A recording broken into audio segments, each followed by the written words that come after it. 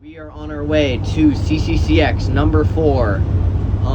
Rain clouds may be possible. We're with Finian. We're gonna go send it. Hello guys, welcome back to CCCX number 4. This race I woke up and I was really sick, but I dragged myself out here for the points. As you can see, not the best start. Fall into third wheel compared to my other starts, which I always launched off beautifully. But you know, just out here to race for the experience and gonna be pushing through sickness, so I just have to be smarter with my matches than I have in the past races. You know, it's all about strategic in this. And then you can see I get around third, so I'm in second, so we're already doing pretty good. And then right here is the first descent, and before this I cleaned my brake rotors because they were making a lot of noise because I think I got something on them. But right here, my brakes just did not work. Like, there was literally, as you can see, just going off the trail, I had nothing. They were like slicks. It was sketchy. Luckily they returned later in the race, but it was a really scary moment right there to have nothing. And then here I call this NICA Hill. This hill is where I just put down as much power as I could and just sent it and tried to drop as many people as I could time wise. And you can see I'm catching up to these riders up here who started in the category before me. But this is really where I gained my time this race because of my power to weight ratio. And yeah, I have strategic advantage up this climb, so I use it very well throughout the entire race. You'll see a lot more. And then here, all the other courses turned right as I do, but for a matter of fact it was straight.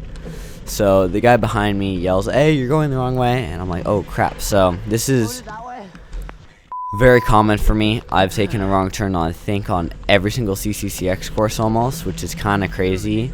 But I recover decently. I don't go too far down, and I gain my position back decently fast. As you can see, I'm right back on first place's wheel.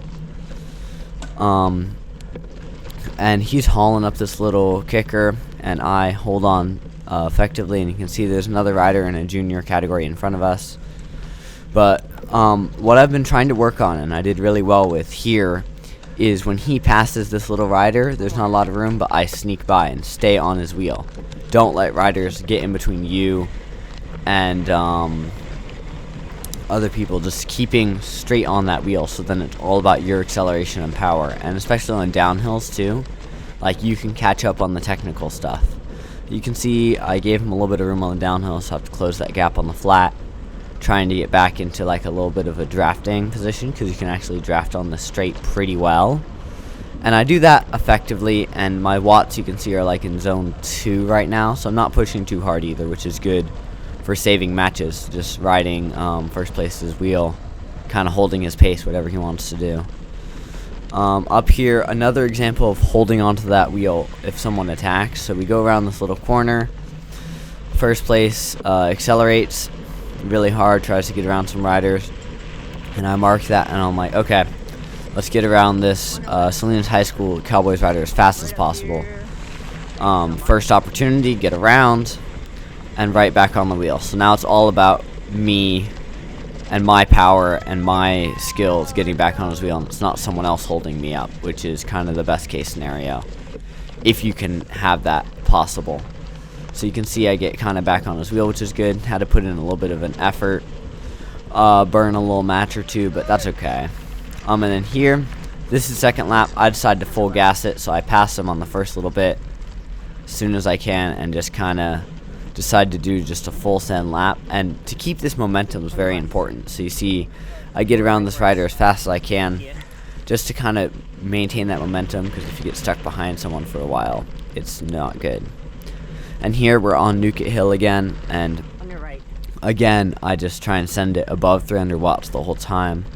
I get around one rider, I have more up the hill. The nice thing about this hill too is it's straight, so I can see riders far ahead and just like set my goal on them and slowly close that gap, which really helps with like motivation.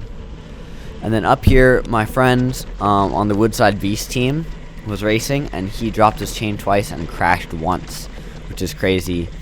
And he'll come up later in the video again, but there he is fixing one of those mechanicals, which really sucks because last race he got a top 3 and he wasn't able to pull that off again. And then here's a gravel rider who passes me. I let him pass me because I was, sick. I'm not on my best day. I'm like, you know what, I don't want to slow anyone down. But right here, he actually crashed in this corner pretty hard. I didn't get it on camera, unfortunately.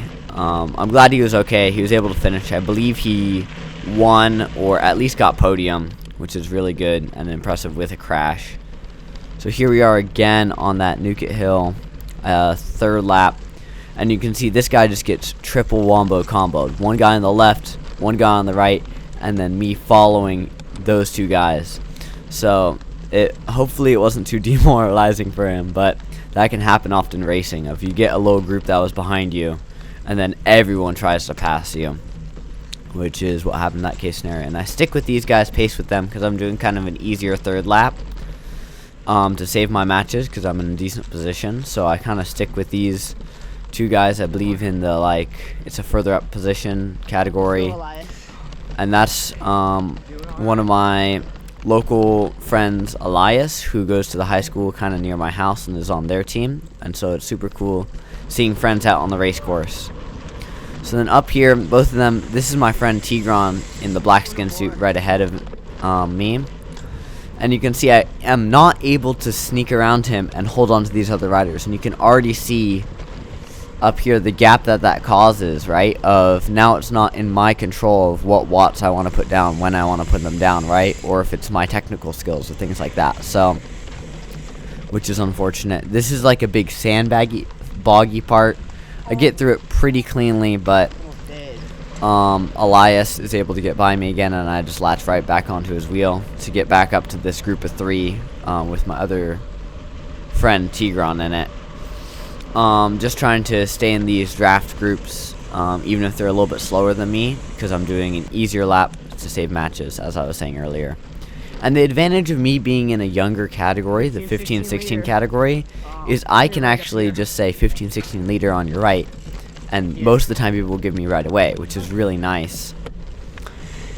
Where other riders are competing against each other for podium places, so you might not give them right away as easily. And then here, this is sometimes why I don't like riding in groups, is yes, I do admit I am dropping the wheel pretty bad right here. So if a rider wanted to get around me, they can, like Elias gets around me, which is a good call by him. But now I have people behind me, people in front of me. I'm trying to hold that pace, so I'm pushing my limit a little bit. Just following whatever lines they're taking, which are not the line that I optimize. So you can see here, take a sketchy line and kind of skid out. I have another rider who has to now pass me. So this is why I personally like riding by myself. I like riding solo, not in groups. But I feel like this group was pretty good overall, and I just made some mistakes in it, which was my fault. Then up here, this is last final lap. It started raining a bit, which kind of sucked, but it's cleared up pretty quickly. I get around Tigran and Elias, and I'm just sending it this lap. This is like, as you can see, 400 watts. Get around the Tam High kid too. Just max power, and I believe Tigran hops on my wheel as well behind me and tries to hold my pace, which is a good move by him. And then I catch back up to those two riders that I was riding with originally. Those two, I believe they're 19 to 39 men. And behind me is the guy I was talking about earlier from the Beast team, who crashes twice and gets a mechanical.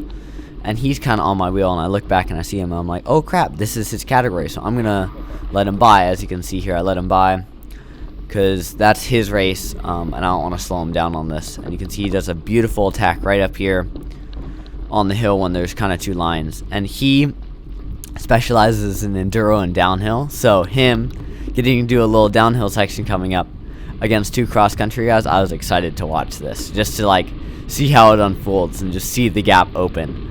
So, and I think it is really entertaining to watch. When I got to watch it. And then going through the line here, I finished first, I believe 6.5 minutes in front of second place. Thank you guys for watching, and I'll see you in the next video.